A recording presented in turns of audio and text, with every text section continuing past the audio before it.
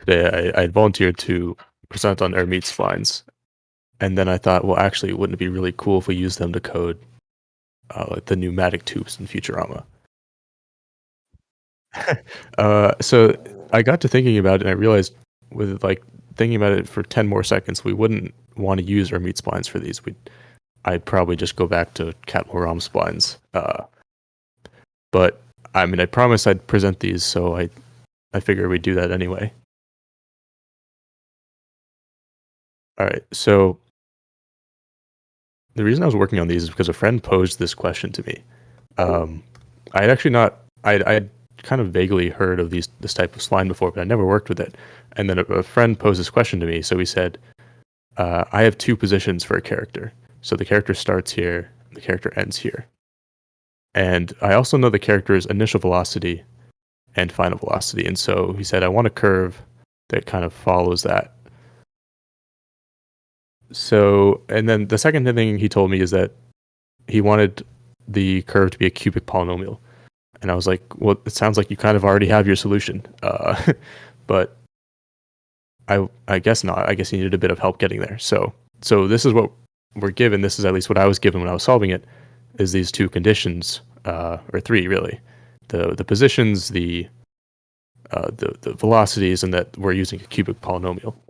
And so I solved this, and then I kind of realized after that, oh, this is a cubic Hermite. But um, so I'll walk through how I derived it. It actually doesn't end up being in the form of an Hermite polynomial, but it's like equivalent.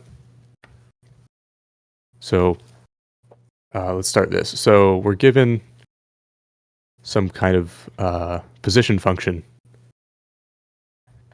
We're not given. We're kind of wanting to estimate this position. It's like a latent function.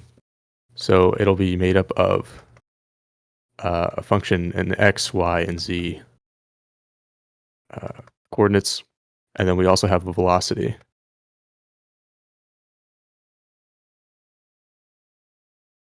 I shouldn't have put these.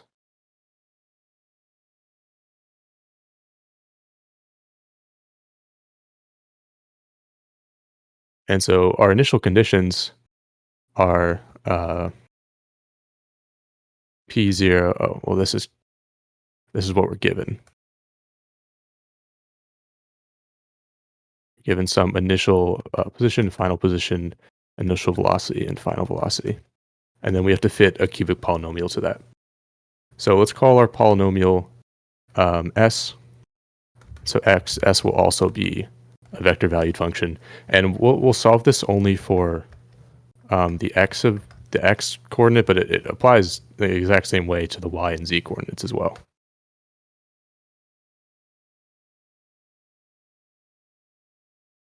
So again, given our initial conditions, we want x0, or, oh, I've used the same x. This should be s of x. So the initial position in the x direction, we want to match that. And then we also want to match the final x and the initial velocity. I didn't give this a name. Oh, that'll be sx prime.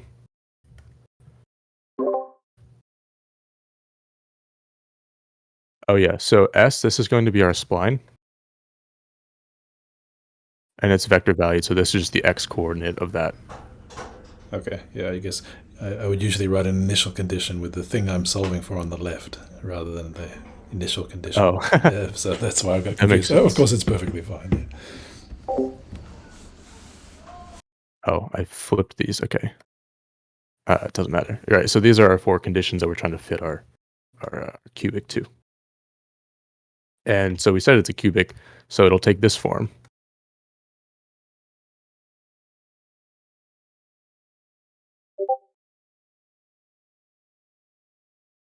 And if we plug this in into the conditions we have above, uh, it'll look like this. So the first condition we had was matching the initial position. So it'll be a plus b times 0. So all of these t's go to 0. And then for the final position, all the t's are 1.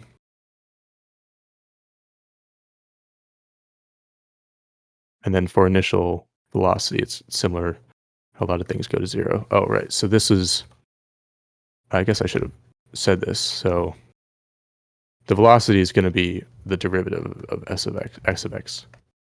So that'll be b plus ct, 2ct plus 3dt squared.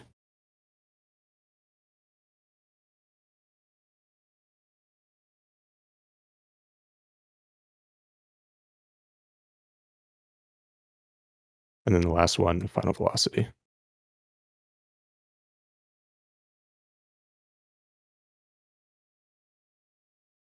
So right off the bat, we get some nice cancellations. So for the initial position, a lot of things go to 0 here. So we just get a, and so immediately we have our solution for a, and then x of 1, not much simplifies here. And then initial velocity, this simplifies nicely, so now we just get b, and then final velocity is b plus 2c plus 3d. So these guys we know already, and then using them, we can plug them into, now we have a system of 2 equations and 2 unknowns, these two here, and we can solve for c and d. So I guess we'll start with, let's see, so let's write out what equations we currently have.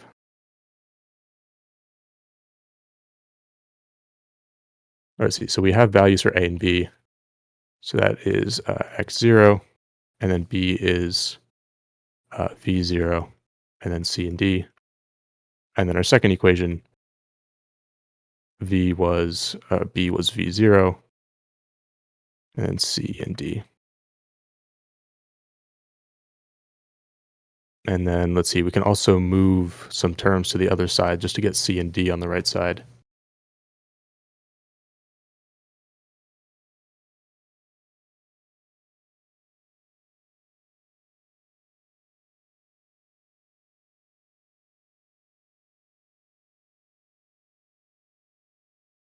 Okay, and then here we can subtract twice. So we can subtract twice this guy from the second equation. And doing that, we'll get rid of c, so we'll just be left with a d term.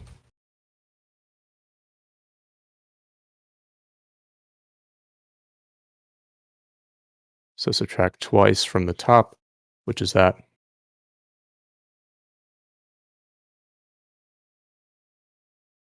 And I'm sure you could solve this as a matrix too, but this is just how I solved it myself.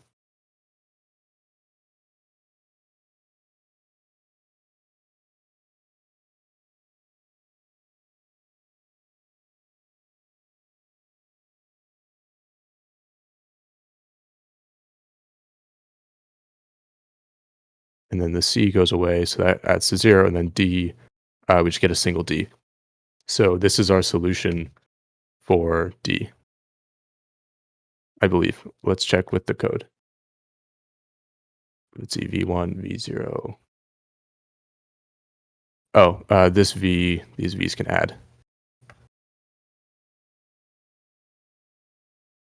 So our final solution for d will be v1 plus v0 plus 2 times x naught plus or minus x1. And then lastly, we can solve for c by plugging in d into this equation. I mean, I could do it, but it's just watching me do algebra, I think, kind of get the point. Yeah. So in the end, you get this. So here are our coefficients a, b, c, and d.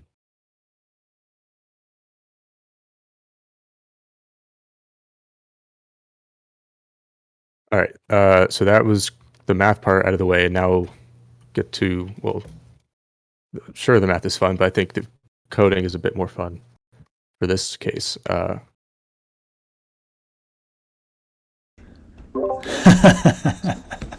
Oh man. Oh, this is so good. Yeah. So I did a bit of prep. Actually, maybe I should just show the video because I think, yeah, I don't know if everybody here has seen Futurama tubes. Yeah, please. I'm impressed with these. How did you make this yellow thing? That's again a spline made out of Oh, cylinders. I worked very hard on that. That I made in Blender. Oh, wow. Oh, cool. My initial version I made in Roblox, and you can see it's kind of a little Yeah, janky. right. Still looks pretty good, but yeah. Yeah, so this I made in Blender. Terrific. Right, so here's the video.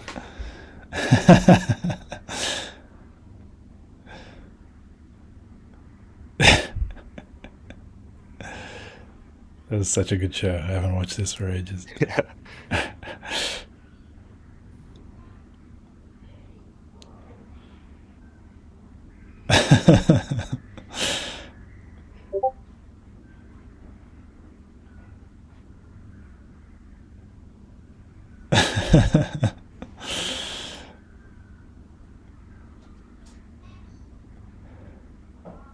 What's the name of that space captain that just drops everybody on the battlefield all the time? I forget his name. I don't know. He has that very nervous sidekick captain. Oh, I can't remember. Okay. Anyway, yeah, great show. Yeah.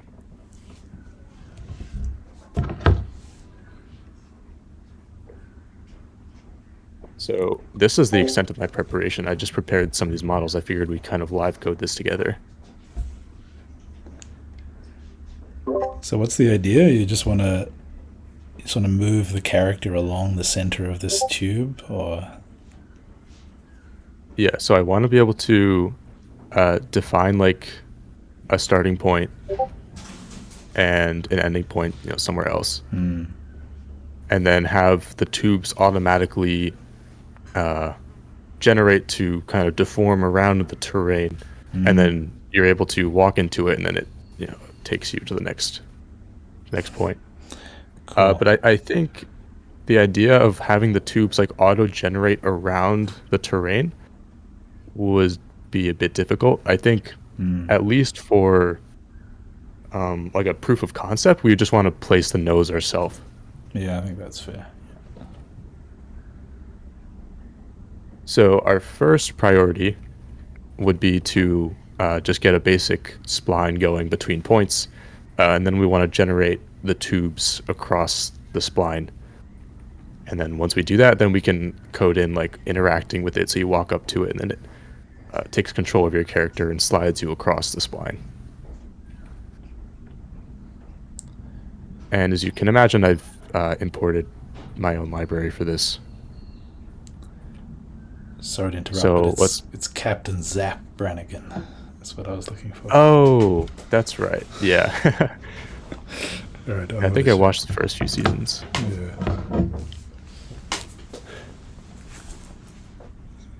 So he's on his ship with his army, and they're preparing to invade some alien world. And he says, "It's a surprise attack." Surprise! And the bottom of the ship opens up, and his army just drops out on the battlefield. That's great. Yeah, it's pretty amazing.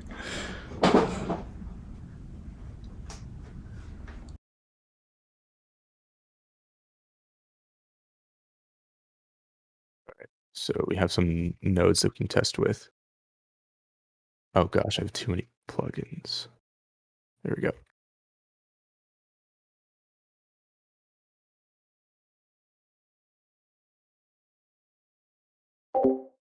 And I'll tag that with the tag editor.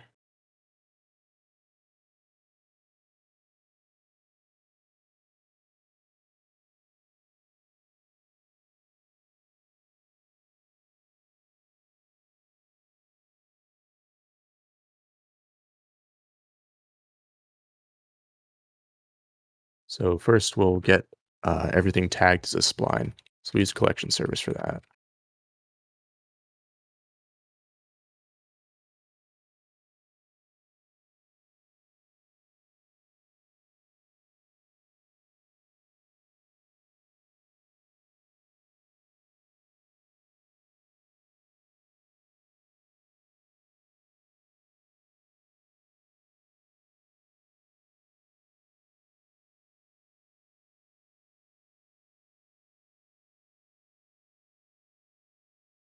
Wait, is that why is that deprecated?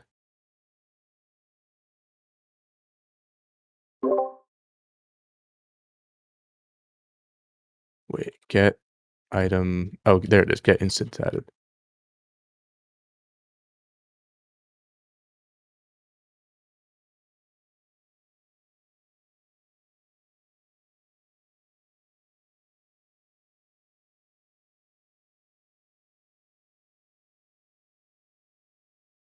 Okay, and let's also import this.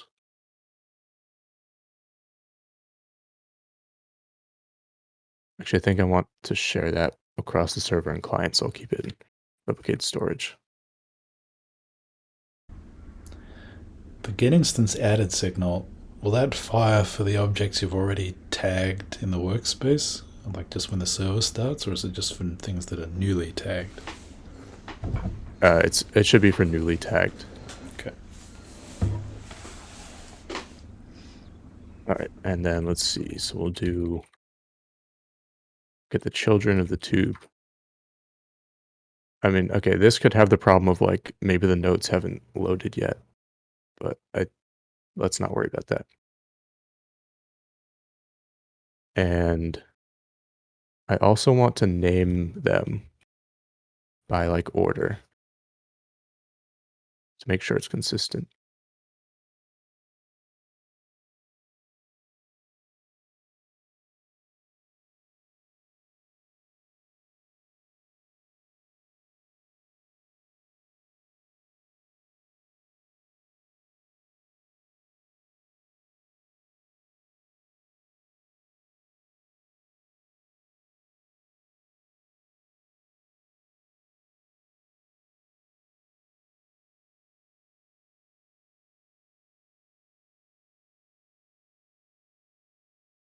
Okay, and let's do. We want to get all the positions of. Actually, we won't do the positions. We'll do the C frames. That's right.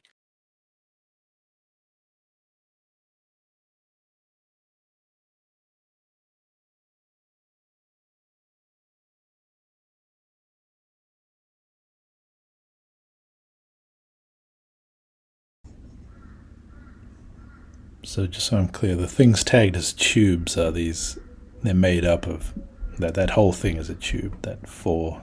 That's yeah. The folder is the tube. Right. Yeah.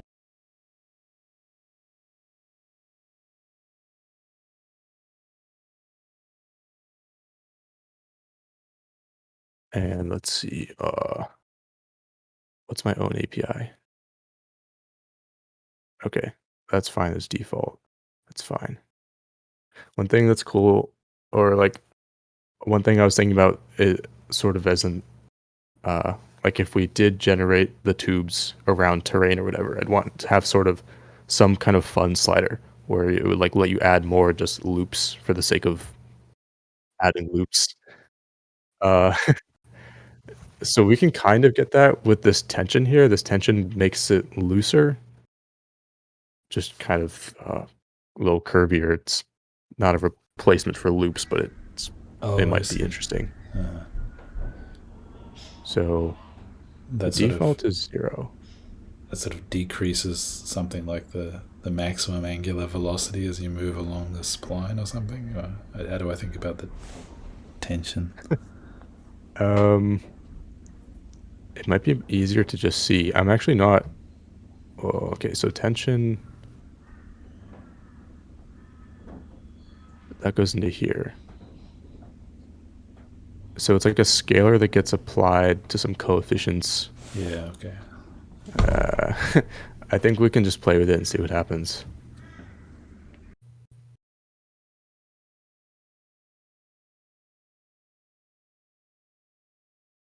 We'll start with the default. Okay.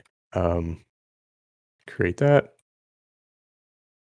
And then just to see if it works, we'll do just visualize it with Gizmo.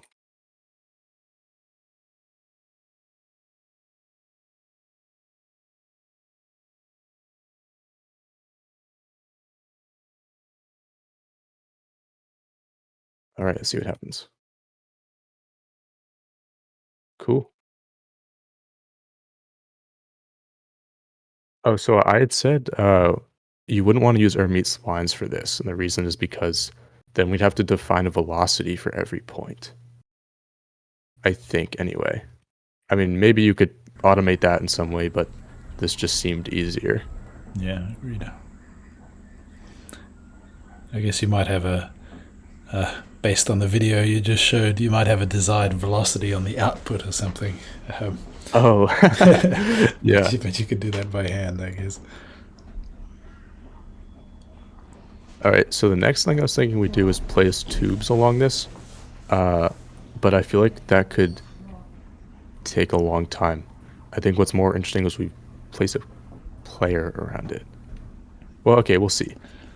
You could just What I was thinking about doing. you could just use Oh, sorry, you go. just use the first segment, so that at least we can walk in the door and have the. Okay.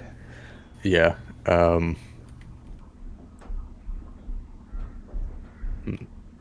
would need that to. Well, you could have that first ball just straight up. It doesn't have to curve, right? Yeah, you're right. But you have some aesthetic objection, and that's also cool, right?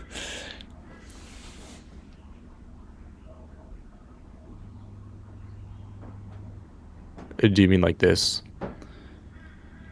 Oh yeah, I guess I don't understand how you're starting. Wouldn't the first position want to be where the player enters the? I was thinking like that's actually Yeah, inside the tube. yeah. So we'd have to enforce that like the first node be directly on top of, or we need like some special logic for the first one, because this tube has to be upright. Yeah, that looks fine, right? Yeah, I guess that can work. So what I was thinking we do is try live CSG to like have a cylinder and then cut out a cylinder and then cut off the ends of the cylinder. Because these mesh parts are actually kind of nice, but they don't have. You can't like stand inside of them actually, and that's probably just because I didn't give them any volume. They're really just like edges or planes with no volume. So we actually have to use CSG if we want to be able to like stand inside of it. Sorry, say that again. So this where this character is right now, you couldn't actually walk in there. Is that what you're saying? I don't. For the Oh, you go. I also don't understand. What is this? What is this colorful view you have of this mesh part? What was that you clicked? Oh, so this is show decomposition geometry. It's a studio setting, but there's a plugin that just makes it easier to enable. Interesting. But like the mesh doesn't let me walk into it, whereas with Okay. the union it does. I see. Yeah, sure. Okay, that's why you were hesitant to put the spline inside there, was it? Yeah. All right. Yeah, I think I'm just gonna start without the entrance and just get a tube going across the points. All right, so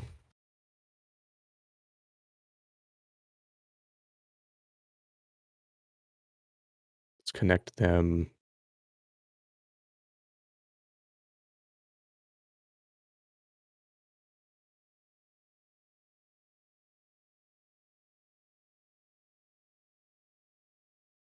Oh, that's oops.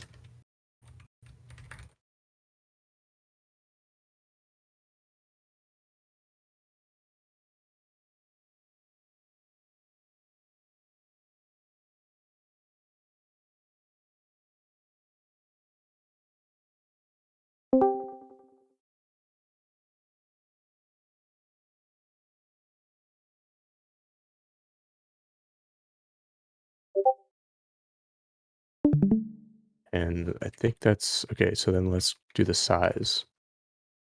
Um, so add in a width.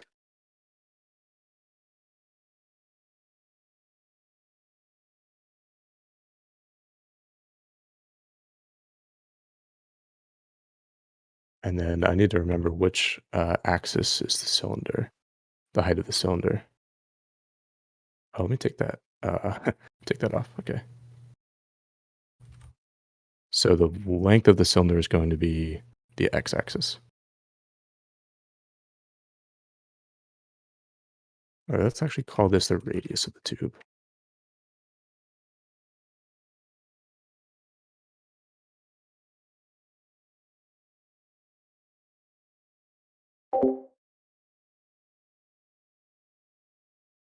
And then the C-frame, we can do, let's see, so we'll C-frame from look at P0 to P1, and then we'll add direction vector over 2. Why is it yelling at me? Oh, I forgot to finish this. Okay. All right, and then we want the negation of the tube.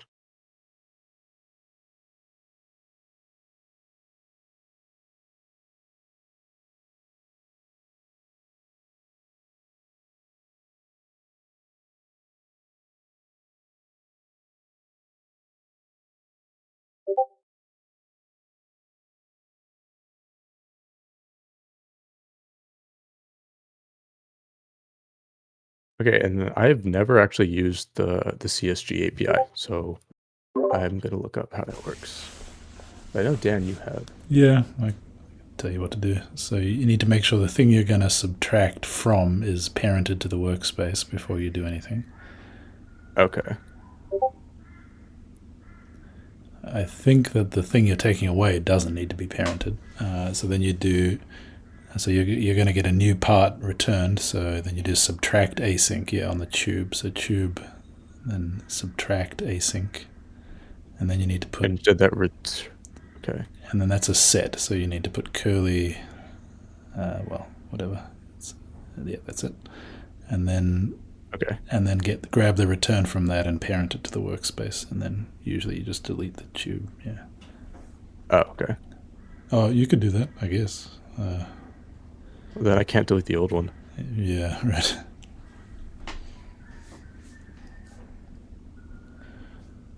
So I think that should work. All right. So let's connect. We don't have to do this on Heartbeat anymore. Oh, you might. I think you have the x-axis of the negated thing exactly the same. That tends to leave you with like some phantom cap that's very tiny. So just if you're subtracting it, you want to actually get it into the tube, make that slightly bigger than what you're subtracting it from. So make that 1.1. I think I did. Oh, it's. I want the inner thing. I want the y and z to be smaller, but then the x to be longer. Oh, it is longer? Sorry, I must have misread. Oh yeah, I think x is the long side of the tube. Yeah. Yeah, I got that. Sorry, if you go back to the code, maybe I. Oh, you're adding the one. Yeah, of course. Sorry. Yes. Yeah. Oh, okay.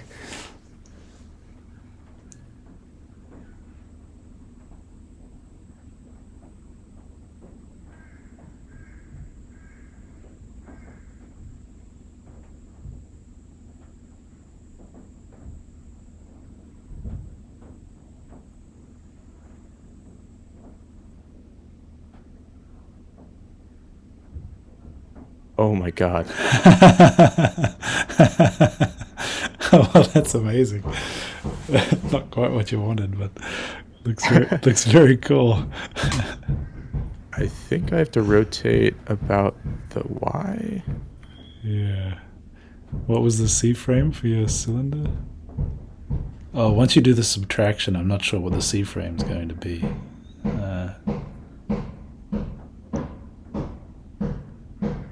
Try this.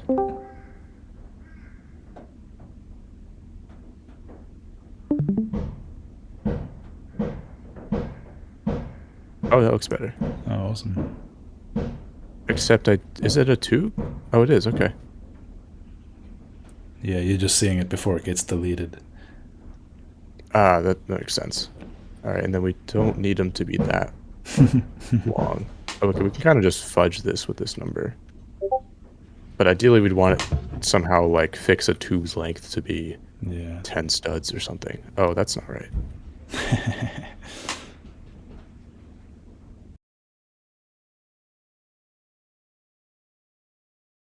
Distance.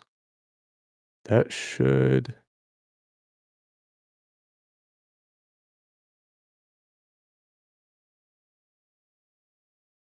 Maybe I won't delete the. You've still got ice 1/100 in the connect tube call down below. Oh, I'm sorry, I You're missed doing, that. Oh, yeah, solve position I plus, yeah, there you go.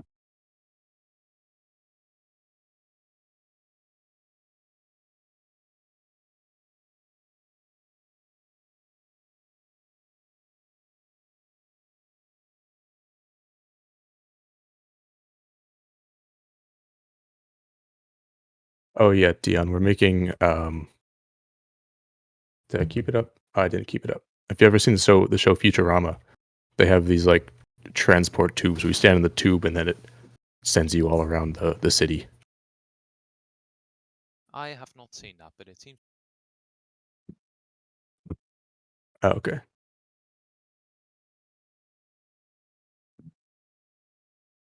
All right, and some things I forgot.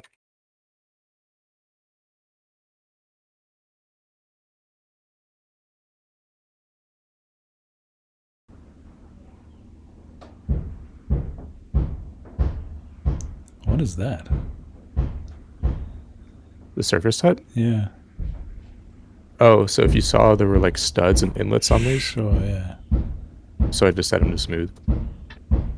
Is that something that makes sense for any material, or is it just the plastic that has that toggle? Oh, you can do that for any of them. Huh. Actually, is that still possible? I think they removed that. Or no, they removed welds. They removed some surface types.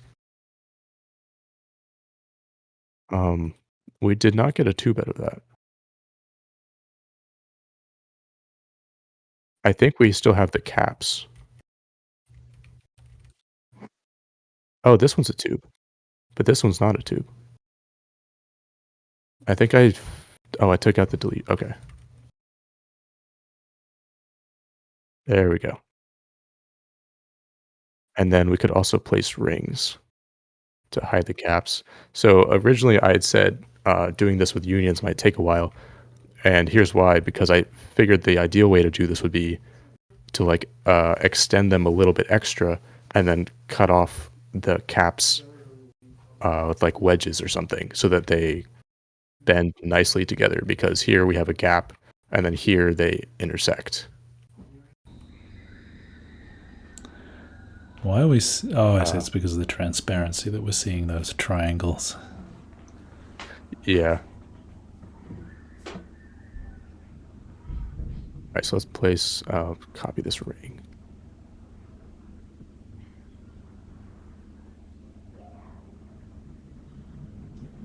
I think I don't know how to resize a mesh part. It has a size attribute. I just change that. That's right, yeah. Yeah. Okay. What's nice about meshes is that you can uniquely size based on an axis. Whereas if I take this guy over here, which is a union, no matter what I do, it scales the whole thing. Right.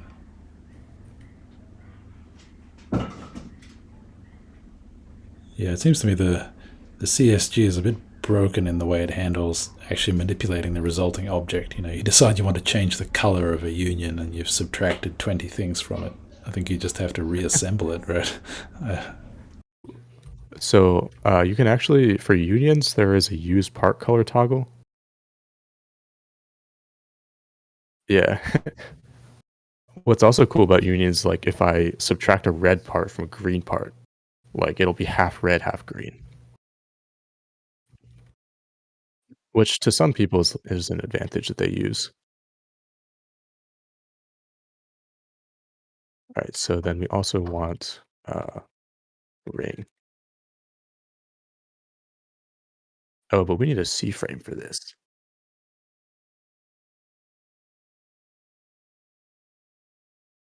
Okay, yeah, we can do that.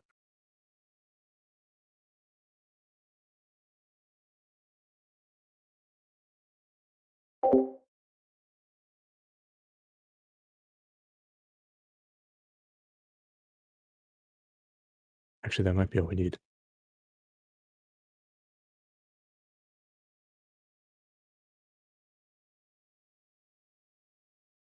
Oh, I forgot to parent it.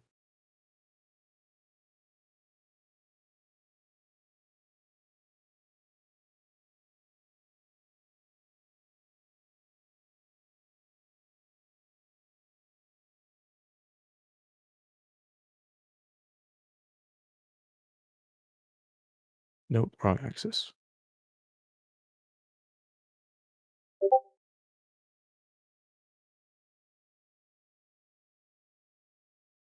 All right, that looks pretty good.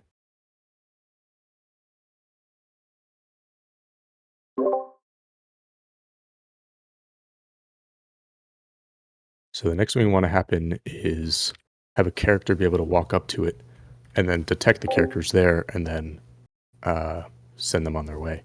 So let's now do some character code.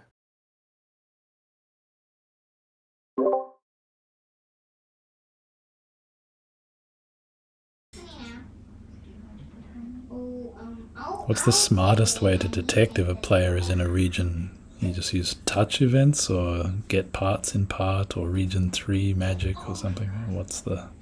Um, I think the easiest way to do this is going to be just a part and it'll have a dot touched. Just like stick a something in here. Oh, right, which reminds me, we have to deal with the entrance too. So we'll just strategically place it above the entrance and not worry about that.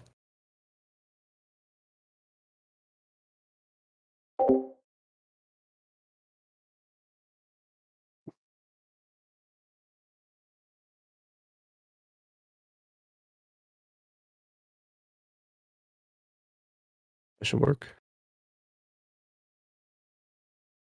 Oh, all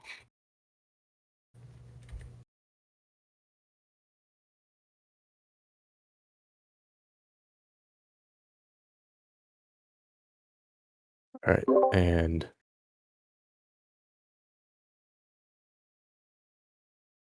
so I want to do this movement on the character because it also is going to have a camera component to it because I want to take control of the player's camera and kind of put it on rails to follow the tube. So uh, let's not worry about like detecting if a character is there for now. So like, let's not do the server client stuff. We'll just focus on having the character slide along the tube.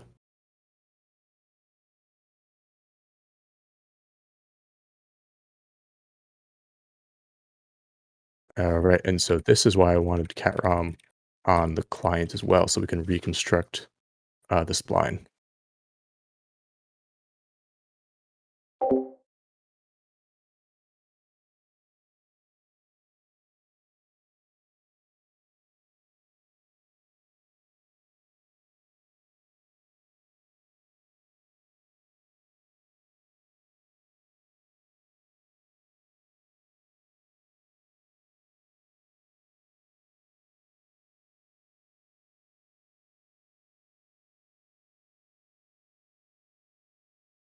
Oh, I didn't show you what the tension did. So let's give it a tension of 1. I think the default is 0. Okay, that wasn't very interesting. It might have been the other parameter.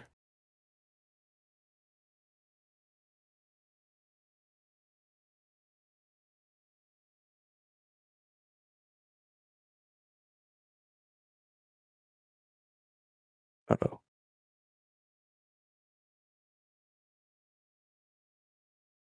Okay, well, I think that rounded it a bit more. And we can actually take this to the extreme because it doesn't stop you from going outside of 0 and 1.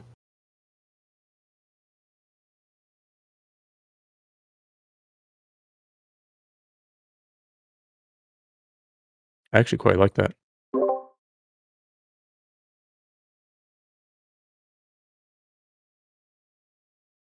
Yeah. Oh, I was just doing that to demonstrate that it was curving a bit more.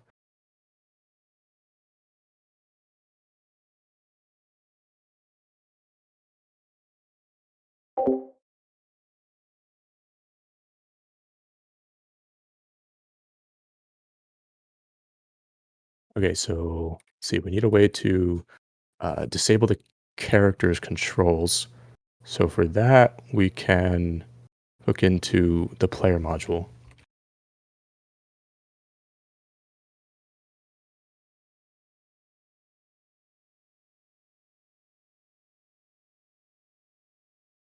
Probably have to wait for child.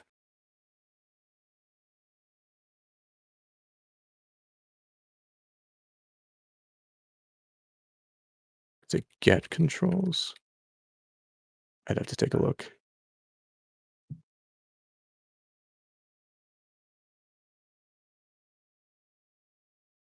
Get controls, okay. And then once we have the controls, we want to be able to disable them. So it looks like it's just, yeah, disable and enable.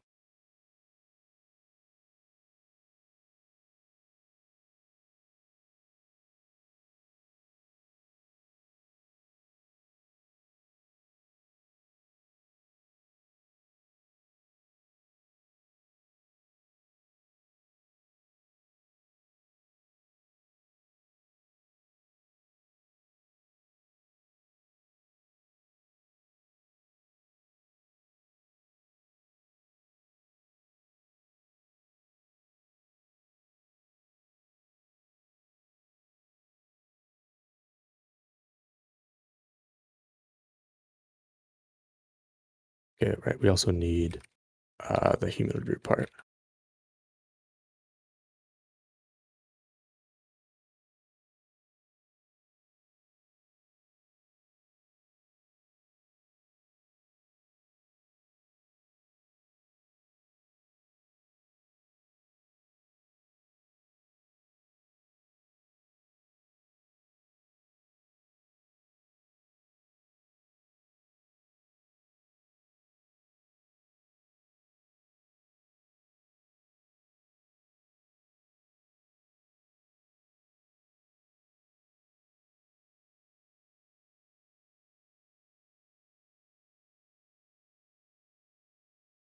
That didn't do anything. Oh, I forgot to call the method.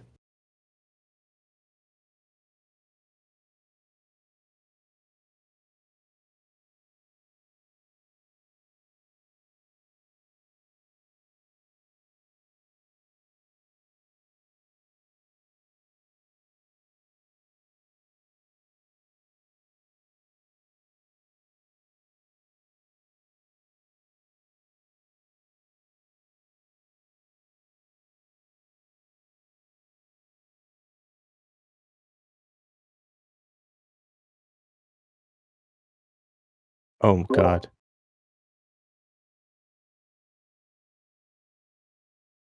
I'm not sure. Okay, I think the first thing I need to do is anchor the root part.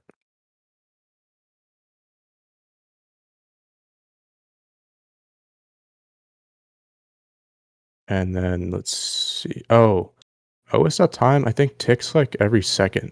What's the other one? Is it os.tick? Or os.clock? That's what I meant.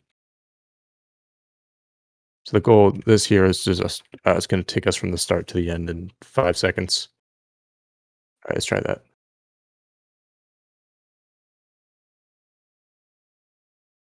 Uh, oh, except I have it out of order. Oh, I forgot to enforce the order property because I had labeled these 1, 2, 3, 4. Um, so let's do this instead. So loop through the number of nodes, and then we'll add to the C-frames table nodes find first child I. And so that should grab the nodes in order. And I should do the same thing on the server. I think we were just getting lucky.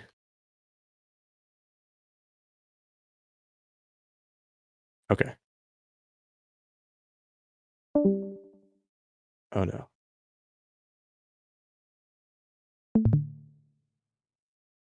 Oh, that's not what we want.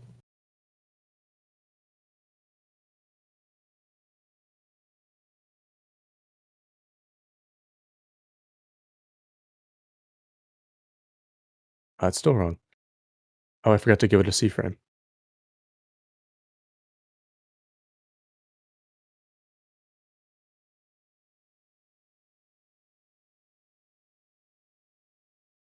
All right.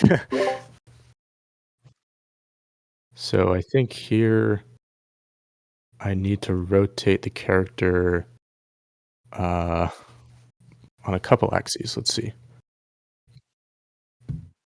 In classic C-frame fashion, we're just going to we'll try all the options.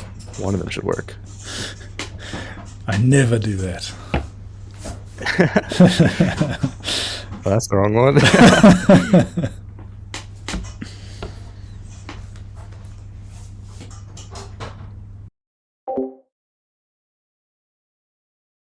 And then also, so I'm going to like wait 2 seconds and then I'm going to make it go a little bit faster.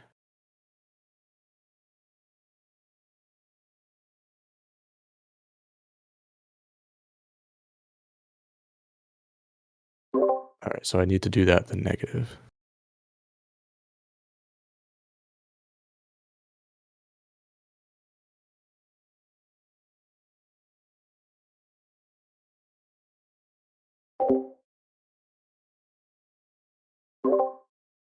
All right, so that's decent. Is that layered clothing on your avatar there? Yeah, I picked this one specifically so I could walk up to Billy during Meta Uni and say, "Give me all your lunch money."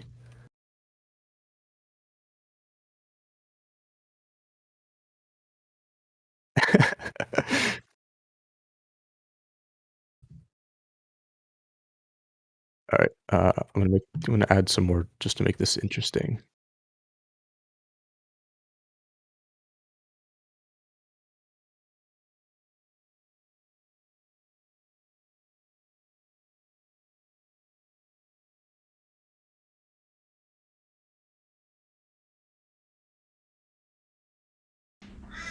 What do you do about the exit? I mean, you want to animate the character out, or just have gravity do the work? Or I guess you. Why does the character remain? Oh, they didn't remain stuck. Okay. I don't know, like, how we'd want to do that. I think so. Like this way, the way I have these nodes set up, I think it'll just fall out and be fine. But we'd probably want some sort of ejection code, like once you get to the end, it shoots you out like Fry. I think I could use what's the API? Whoa.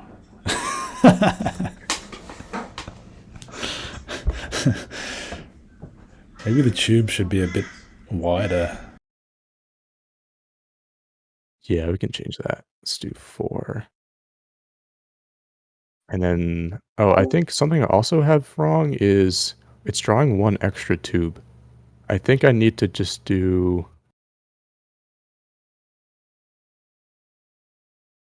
or maybe it's not.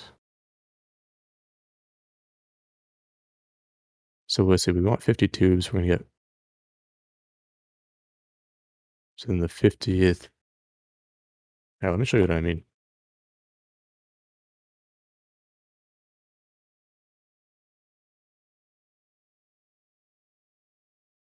This last one at the end, that guy I think is an extra. Yeah, because it definitely extends past what we want. It's probably just an off by 1 error.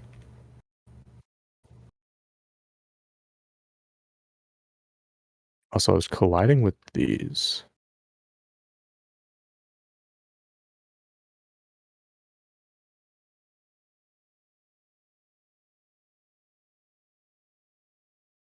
Okay, what was my error? Um, yeah, I think this should be -2. Let's see.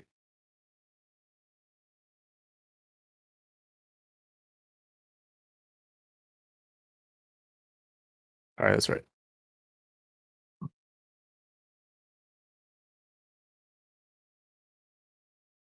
Oh, I forgot to extend the rings too.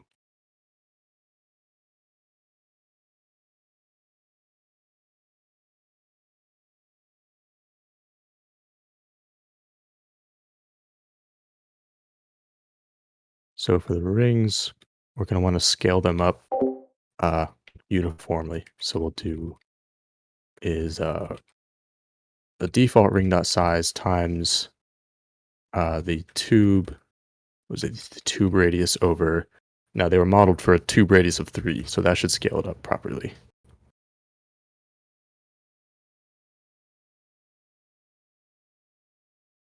All right, that looks good.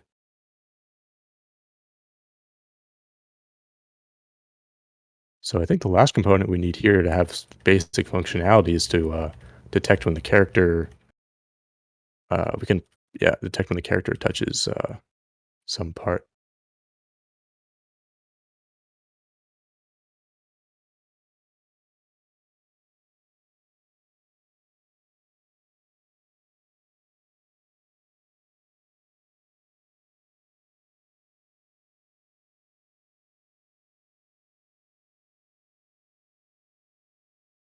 We'll call this, how about the entrance?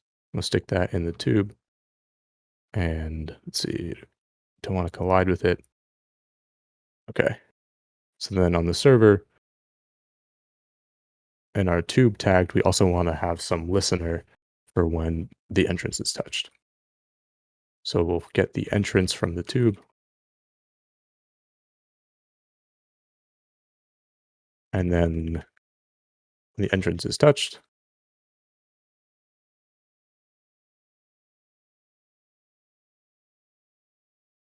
let's see, we want the hit part, and is what's the API for that? So we want to get the player from the character.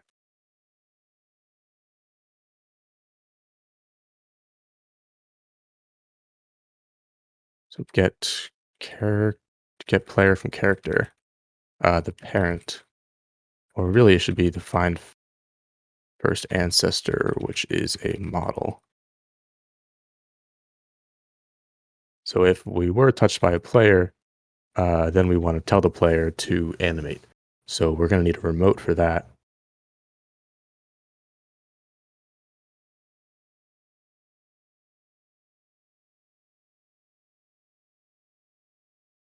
Just do that. So we'll get the remote, and then we'll fire to the client, this guy. And then we also want some kind of debounce so that the same player, like the same player could touch this many times with all of its limbs. So we want to have some cooldown for that.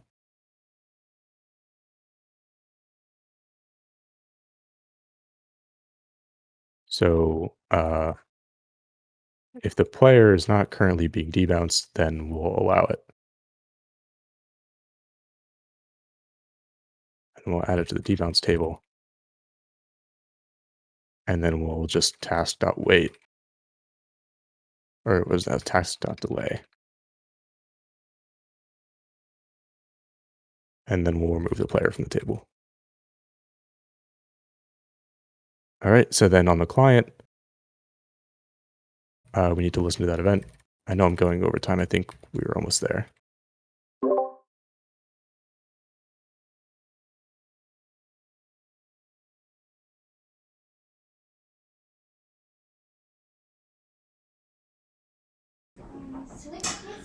At the moment, though, other players won't see that player move through the tube, or am I misunderstanding what's running on the client here? So it should work because, so like there are very limited things in Roblox that automatically replicate from the client to the server, but character physics is one of them. I see. I didn't know So that. we should always have control of our own character's physics. And other players should see that. So one thing I forgot to pass was the tube that the player just touched. So we'll fire that with the tube, and then the client should have that reference on the should have reference to this tube. So then we get it. So then we'll do slide character and pass that.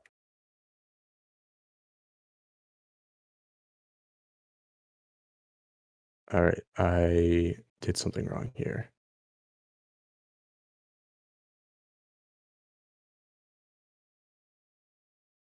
Oh, because the entrance is a child, it's being counted as a node. Maybe that wasn't the best decision.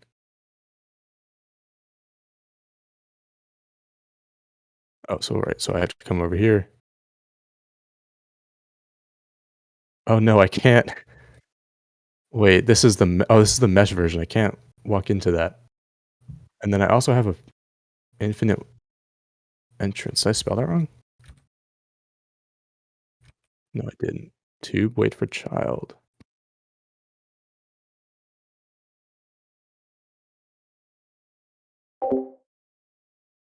That's why is that not working?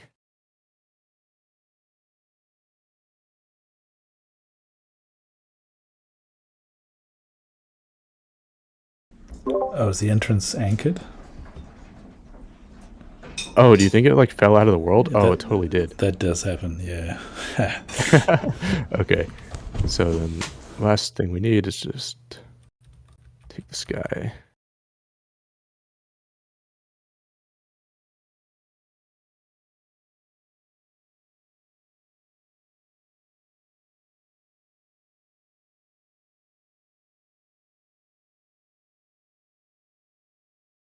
No. Ah, we're so close. Let's see.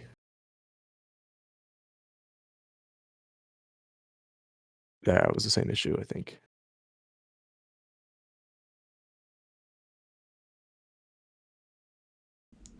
The anticipation. Anyway, Whoa, nice.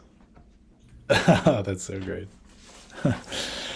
Okay, so we'll stick that in TRS so we can get to Adam's talks without running up the hill. cool. Thanks a lot, Ethan. That was great.